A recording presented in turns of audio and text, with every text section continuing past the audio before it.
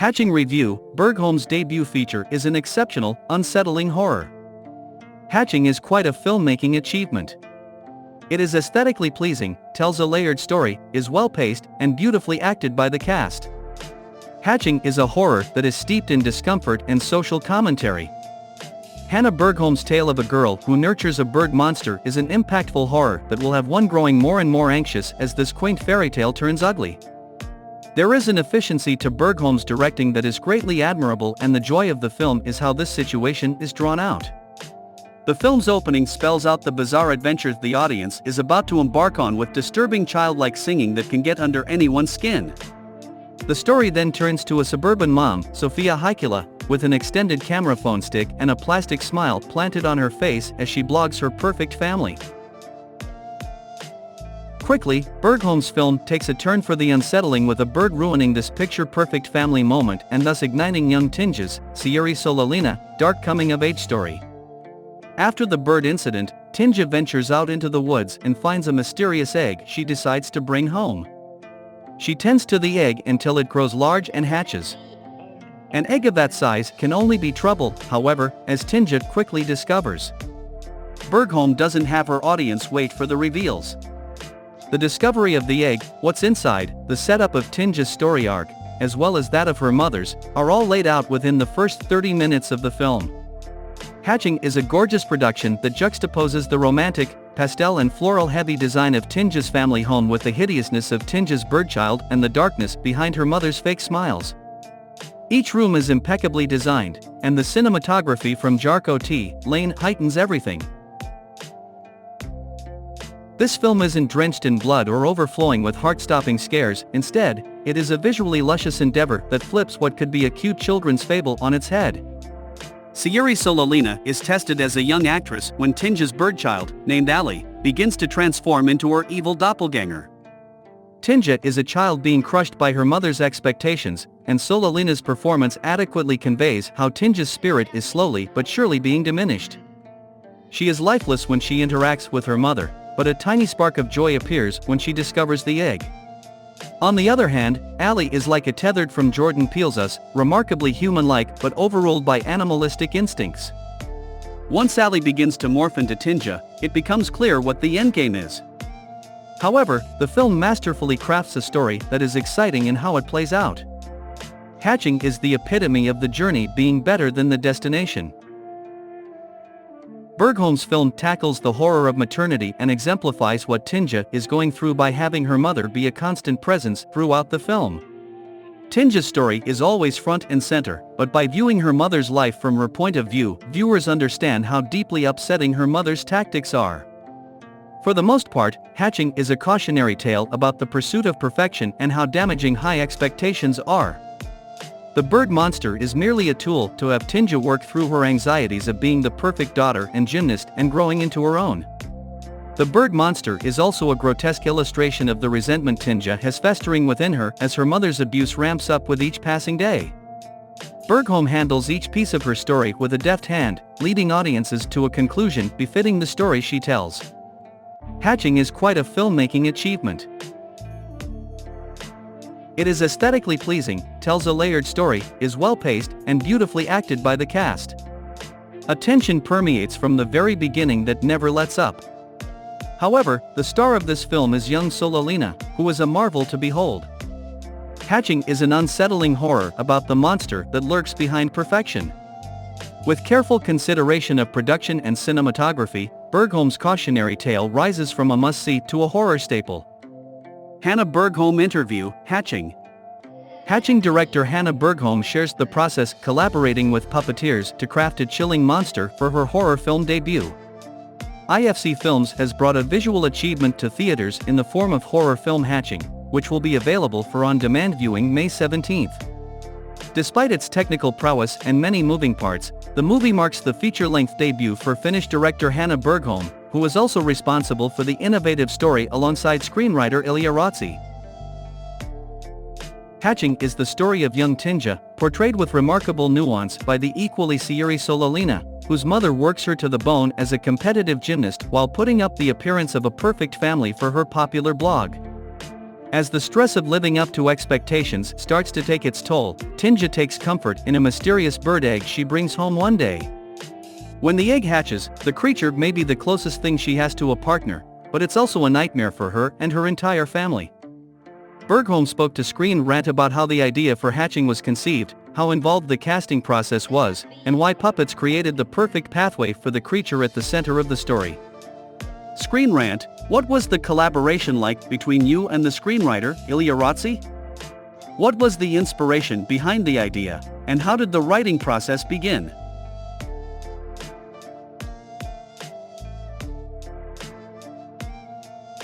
Hanna Bergholm, the whole story started when Ilja contacted me and said that he has this one-sentence idea in his head, that a boy hatches a doppelganger out of an egg and that is all he knows. I just thought that that is such a cool and fresh idea that I really want to be involved in developing it. But I also said that I want to change the lead character into a girl, because I really miss seeing more female characters in films. When we really started to develop the whole idea from this one sentence, we wrote a treatment together, and I was very much involved in the whole screenwriting process. Through this first idea, it really became a story about a girl who is trying to hide some sides of her character and some feelings that she thinks her mother doesn't want to see in her.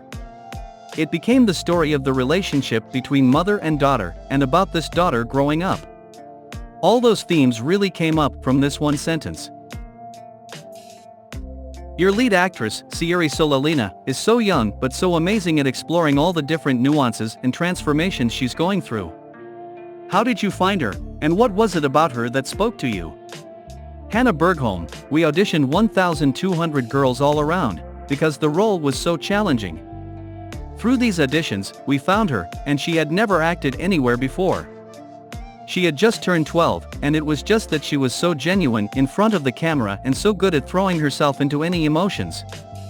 I just fell in love with her, and she's wonderful. She's just a natural talent. This is your feature film debut as a director, but you've done shorts and shows before for several years now. How did your past experience help you in this new process, and how different was it to jump onto a full-length film with so many effects and moving parts in it? Hanna Bergholm, what helped very much is that in my previous short films, and also the TV drama I had written and directed, I have always directed a lot of children. That really helped, since Sierra has such an enormously challenging role. I felt very comfortable directing a child in this type of difficult role because I have done it so many times before. Also, in one of my short films, there is a puppet as one of the characters. In Hatching, we used that puppeteering technique and the puppet when creating the monster. So, really, jumping from short films was challenging because everything was a much bigger scale. But, maybe because of that, it was also very inspiring and fascinating. I really enjoyed the whole process. How do you direct the puppeteers? Not to mention that you worked with a designer like Gustav Hojen. How do you decide what to do with this creature, and what is really there? Hanna Bergholm, the whole design process of the creature started in Finland with two wonderful concept artists.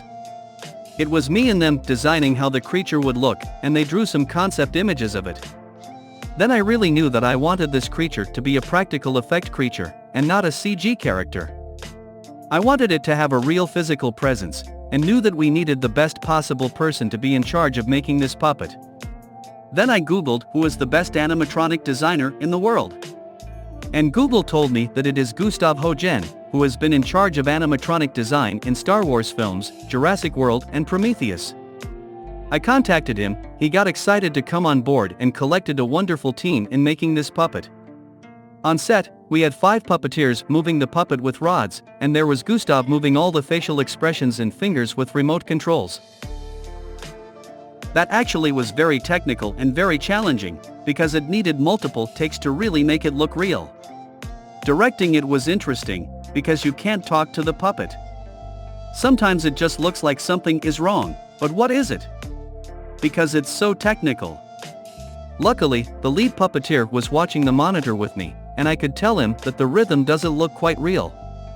Then he could tell from the technical point of view that, this is it, and translate to the other puppeteers what was wrong.